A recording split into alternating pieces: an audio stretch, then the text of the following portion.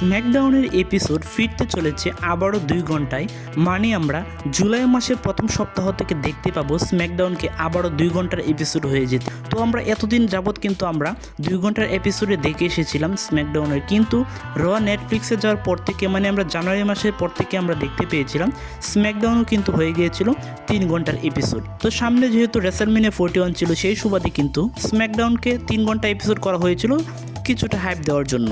বর্তমান সময়ে দেখা যাচ্ছে যে স্ম্যাকডাউন 3 ঘন্টা এপিসোড কিন্তু বিভিন্ন ফ্যানরা কিন্তু সেটা বোরিং মনে করছে। তো একটা এপিসোড 2 ঘন্টা লাইভ দেখা অনেক কিন্তু কঠিন বিষয়, এবং কি র কিন্তু আমরা এখনও দেখতে পাচ্ছি 2.5 ঘন্টার এপিসোড। তো র এবং স্ম্যাকডাউন দুটোই যদি 2 ঘন্টার এপিসোড হয় তবে আমার মতে সেটি অনেক ভালো হতে চলেছে। তো জুন মাসে আর মাত্র 2টো এপিসোড বাকি আছে। তো জুন মাসের এপিসোডগুলোকে আমরা দেখতে পাবো 3 ঘন্টার এপিসোড, এবং কি জুলাই মাস থেকে আমরা দেখতে চলেছি 2 ঘন্টার এপিসোড। গোল্ডবার্গের লাস্ট কিছু ম্যাচ আমরা দেখতে পেয়েছি, সে কিন্তু খুব কম সময়ের মধ্যে তার অপর দিকে সুপারস্টারকে মানে সে কিন্তু 1-2 মিনিট বা 2-3 মিনিট বা 4 থেকে 5 মিনিটের ভিতর কিন্তু তার বিপক্ষ দলকে হারিয়ে সেই ম্যাচটিতে জয়লাভ করতে সক্ষম হয়ে যায়। গোল্ডবার্গের লাস্ট 10 ম্যাচের মাত্র টাইম হলো 46 মিনিট। তো আমরা এখন পর্যন্ত আমরা বর্তমানে কিছু কিছু ম্যাচও দেখতে পাই যে একটি ম্যাচেই কিন্তু চলে যায় 46 মিনিটে, কিন্তু গোল্ডবার্গের সর্বশেষ 10টি ম্যাচ মিলে মাত্র 46 মিনিট। তো কিছু কিছু ম্যাচ কিন্তু আবার 1 মিনিটের ভিতরে শেষ করার রেকর্ড আছে গোল্ডবার্গের। তো আমরা বাংলাদেশ সময় জুলাই মাসের 13 তারিখে দেখতে চলেছি স্যাটারডে নাইট মেন ইভেন্টে গুন্থার ভার্সেস গোল্ডবার্গের মধ্যে একটি ম্যাচ।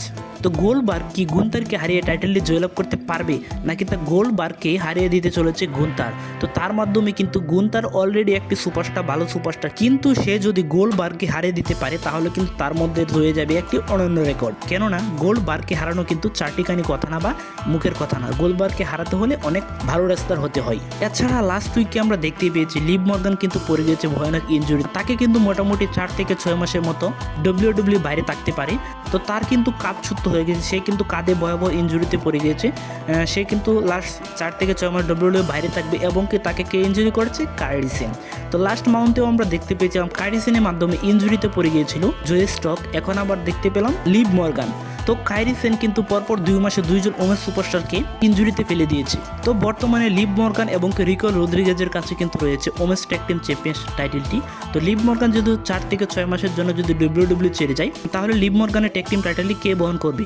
তো এমনটা হতে পারে। আমরা অবশ্যই কিছুদিন যাবত দেখতে পাচ্ছি যে রক্সিনি পেরেস কিন্তু জাজমেন্টের ভিতর সদস্য হিসেবে আছে। জাজমেন্টের বাকি সদস্যরা না চাইতেও কিন্তু রক্সিনি পেরেসকে তারা ট্যাগ টিম টাইটেলটি দিতে পারে, মানে রক্সিনি পেরেস এবং রিকো রদ্রিগেজ তাদের ট্যাগ টিম টাইটেলটি বহন করতে পারে, নয়তো কিন্তু জাজমেন্টে থেকে ট্যাগ টিম টাইটেলটি চলে যাবে। তো আমার মনে হচ্ছে রক্সিনি পেরেস এবং রিকো রদ্রিগেজ কিন্তু ট্যাগ টিম টাইটেলটিকে বহন করতে সক্ষম হবে। তো আজকের ভিডিও এই পর্যন্তই। ভিডিও ভালো লাগলে অবশ্যই লাইক, কমেন্ট এবং সাবস্ক্রাইব করে পাশে থাকবেন। ধন্যবাদ সবাইকে।